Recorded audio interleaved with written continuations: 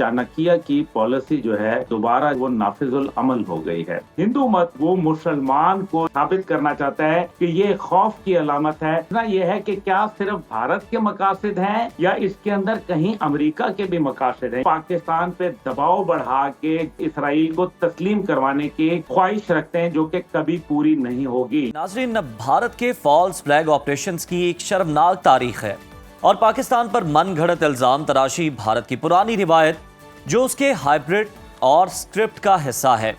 पाकिस्तान को बदनाम करना, अवाम की तवज्जो हटाकर इंतखाबात चोरी करना भारत का ये पुराना हरबा है। पहलगाम की तरह भारत के फॉल्स फ्लैग ऑपरेशंस की दास्तान बहुत तवील है। भारतीय एजेंसियां न सिर्फ पाकिस्तान बल्कि कनाडा और अमेरिका जैसे ममालिक में भी टारगेट किलिंग में मुलव्वस रही हैं, जिसका सबूत कुलभूषण यादव का बलूचिस्तान में दहशतगर्दी का एतराफ है। पहलगाम वाकया भी एक ऐसे वक्त में किया गया जब अमरीकी नायब सदर भारत के दौरे पर थे, जिससे ये बात मजीद वाज़ेह हो जाती है कि इस हमले का वक्त और हदफ अचानक नहीं बल्कि मनसूबाबंदी का नतीजा था। तारीख गवाह है कि भारत ने गैर मुल्की मुअज़्ज़िज़ीन की आमद पर हमेशा खूनरेज ड्रामे रचे। सन 2000 में अमरीकी सदर बिल क्लिंटन के दौरे के मौका पर 35 सिखों को कत्ल कर दिया गया था। 2018 की अगर बात करें तो भारत ने केरला में खुद सयाहों पर हमला किया और इलेक्शन से पहले उसके सियासी मकासद भी हासिल किए। 2019 में पुलवामा हमले का इल्जाम पाकिस्तान पर लगा दिया गया, ताहम बाद में साबिक भारतीय गवर्नर ने इसे अंदरूनी साजिश करार देकर बीजेपी हुकूमत को बेनकाब किया। 2023 में राजौरी में भारतीय फौजियों की हलाकत का मलबा पाकिस्तान पर डाला गया, जो बाद में बीजेपी के एंटी पाकिस्तान और मुस्लिम मुखालिफ बयानिए को तक़वियत देने की एक साजिश साबित हुआ। बिल्कुल, इन तमाम वाक़यात का एक ही मकसद रहा कि पाकिस्तान को आलमी सतह पर बदनाम करना, मुसलमानों के खिलाफ नफरत का बयानिया मजबूत करना, कश्मीरी अवाम पर जारी जुल्म से दुनिया की तवज्जो हटाना और इलेक्शन में कामयाबी हासिल करना। पहलगाम का ये वाक़या इस सिलसिले की एक और कड़ी है जहां हकीकत को दफन करके फरेब और फॉल्स फ्लैग रोक दिया जा रहा है और इसे हाइब्रिड वॉर का नाम भी दिया जा रहा है। इसी तमाम तर सूरत-ए-हाल पर बात करने के लिए हमारे साथ मौजूद हैं दिफाई तज्जियाकार अब्दुल्ला हमीद गुल साहब। बहुत शुक्रिया सर आपके वक्त का। भारत की फॉल्स फ्लैग ऑपरेशंस की तारीख हमें क्या बताती है, क्या सिखाती है? क्या ये भारत की स्टेट पॉलिसी का अब बाकायदा तौर पर हिस्सा बन चुके हैं? खैर, मैं दिफाई तज्जियाकार के साथ तहरीक जवानान पाकिस्तान और कश्मीर का सरबराह भी हूँ, जो मेरी सियासी पार्टी है। बहरहाल जहाँ तक ताल्लुक है भारत के फॉल फ्लैग ऑपरेशन और इनके पीछे मकासद है, वो मेरे ख्याल में बड़े वाज़ेह हैं और ये कोई उसकी पॉलिसी का आज का हिस्सा नहीं है, बल्कि ये बुनियादी तौर पे जब से हिंदुत्व की जो सोच है उसको तक़वियत दी गई है, तब से चाणक्य की पॉलिसी जो है वो एक दफ़ा दोबारा जो है वो नाफिजुल अमल हो गई है। चाणक्य की जो पॉलिसी है उसके अंदर दो बड़ी बुनियादी बातें हैं। पहली बात यह है कि धोखे के साथ, फरेब के साथ, लोगों के साथ जो है वो रवाबित रखना, और दूसरी बात यह है कि वो अपने दुश्मन को ये कहते हैं कि जो आपका पड़ोसी है वो आपका दुश्मन है और पड़ोसी का जो पड़ोस है वो आपका दोस्त है। अब आप देख लीजिए इस सिलसिले के अंदर तो आपको पता चलेगा कि अफगानिस्तान जो है वो उनका दोस्त है, ईरान दोस्त है, लेकिन पाकिस्तान दुश्मन है। तो ये चाणक्य की पॉलिसी है। उनकी जो बुनियाद है, उनकी मजहबी बुनियाद ही जो है वो धोखे, फरेब, मकर और मजलूम साबित करने के ऊपर है। तो ये बात पहले को आप इसको समझना पड़ेगी। मैं बहरहाल क्योंकि वो मजहबी बातें हैं वो फिर बहुत तल्ख हो जाएंगी, वरना मैं उसके ऊपर एक मुफस्सल गुफ्तगू कर सकता हूँ। सिर्फ इतनी सी मिसाल आपको एक छोटी सी देता हूँ। हम अपने मुसलमानों के अंदर जो है वो कोई 72 फिरकों की बात करते हैं, वैसे करते 72 फिरकों की, लेकिन है नहीं हमारे यहाँ 72, लेकिन फिर भी अगर हम ये बात कर लें, लेकिन भारत के अंदर जो हिंदू मत है उसके अंदर 29,000 इस किस्म के छोटे बड़े जो फिरके और मज़ाहिब हैं वो मौजूद हैं, जो हिंदू मजहब के अंदर ही हैं। यानी कि जो काली माता को मानने वाला है वो हनुमान को नहीं मानता, जो हनुमान को मानता है वो जो है वो शिव को नहीं मानता। इसी तरीके से मल्टीपल चीजें हैं जो भारत के अंदर, और फिर एक एथनिक डिवाइड्स हैं उनके यहाँ। अब इस सारे को बयान करने का मकसद भारत के अंदरूनी जो मुश्किलात हैं ان के ऊपर बात करना है। 33 इंडिपेंडेंट्स की मूवमेंट यानी कि आज़ादी की 33 वो तहरीकें हैं भारत में जिनको भारत खुद कबूल करता है, उनको रजिस्टर करता है कि ये आज़ादी की मूवमेंट्स चल रही हैं। दूसरी तरफ जो है 100 वो तकरीबन और तंजीमें हैं जो कि छोटी बड़ी तंजीमें हैं जो आज़ादी की तहरीकें चला बैठी हैं। यानी कि रस्मो रिवाज से लेके मरना जीना और जबान और खाना पीना ये तमाम भारत में लेके बिल्कुल फर्क है। कर्नाटक में फर्क है, आंध्र प्रदेश में फर्क है, इसी तरीके से नीचे कूच बिहार के अंदर फर्क है। यानी कि एक मुख्तलिफ पूरा उनका एक स्ट्रक्चर ही फर्क है। इस सब को काबू करने के लिए, इस सब को जो है वो आपस में जोड़े और बांधे रखने के लिए उनके लिए जरूरी है कि वो हर बार कोई ना कोई एक दुश्मन तलाश करें, और मुसलमान उनके लिए दुश्मन बेहतरीन है, क्योंकि मुसलमान असल में तो ये सब मुस्लिम एरिया था, और अगर ये वो सोच ना होती तो ये तो मुसलमानों का इलाका, इसलिए मुस्लिम से डरा के उससे, और हिंदू मत जो है वो बुनियादी तौर पे है ही खौफ की बुनियाद के ऊपर। यानी कि किसी ने हाथी को देखा तो फिर उसने उसको भगवान मान लिया, फिर इसी तरीके से वो राम जो था वो नीला पड़ गया, उसको सांप ने काट लिया, तो इस वजह से सांप को जो है वो अलग देवता मानते हैं, चूहे को देवता मानते हैं। यानी कि मकसद कहने का ये है कि ये खौफ है। अच्छा, उसी खौफ की बुनियाद के ऊपर हिंदू मत जो है वो मुसलमान को जो है वो एक साबित करना चाहता है कि ये खौफ की अलामत है, चाहे वो महमूद गजनवी हो, चाहे वो अहमद शाह अब्दाली हो, चाहे वो कोई और हो। आप इनकी बहादुरी का मैं किस्सा आपको बता दूं कि जब भी कोई वहां अफगानिस्तान से या कहीं से कोई आता था तो ये पानीपत में लड़ते थे, यानी कि पूरा इलाका गुजार के पानीपत के अंदर लड़ाई होती थी, तो वो पहले कॉन्कर कर चुके होते थे। तो ये इनका जो है ना, ये फियर क्रिएट करते हैं, उस फियर को अपने ऊपर ही तारी कर लेते हैं, और ये खुद समझने लगते हैं कि हम बड़े बहादुर हैं। ये बहादुर कोई भी नहीं है। इनकी बहादुरी जो है वो चीन का, अभी आप देख लें कि जो उन्होंने लद्दाख में 1000 स्क्वायर किलोमीटर का इलाका जो है वो इनसे खींच लिया, और मुक्के मार मार के, डंडे मार के, कराटे मार के, उन्होंने कोई हथियार नहीं इस्तेमाल किया। 67 सोल्जर्स को चाइनीज ने जहन्नम हासिल कर दिया। वहां नहीं बोलते ये, बिल्कुल ये इनको पाकिस्तान का बैशिंग का शौक है, क्योंकि अभी नरेंद्र मोदी की जो हुकूमत है वो बैसाखियों पे कायम है।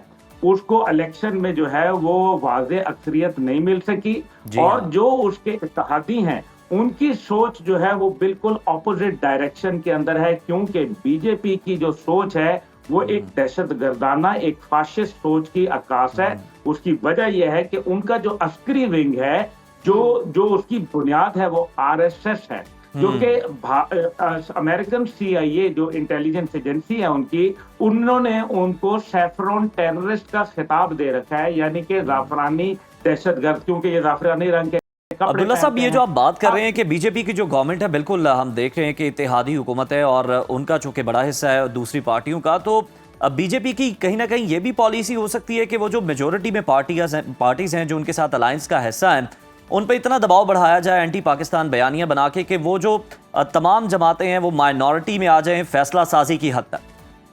जी बिल्कुल, ये बिल्कुल दुरुस्त फरमाया। और आप देखें कि कश्मीर में जो इलेक्शन हुए नाम निहार, जो मकबूजा कश्मीर में, उसके अंदर भी बीजेपी को जो है वो मुंह की खानी पड़ गई। ये तमाम बातें बीजेपी के लिए बहुत मुश्किल हो रही है ना। आप देखें कि उनके लिए मुश्किलात के अंबार बनते जा रहे हैं। उनको अभी जो उनके करप्शन के स्कैंडल आए, राफेल जेट के ऊपर 1700 करोड़ का उनका करप्शन का स्कैंडल आया।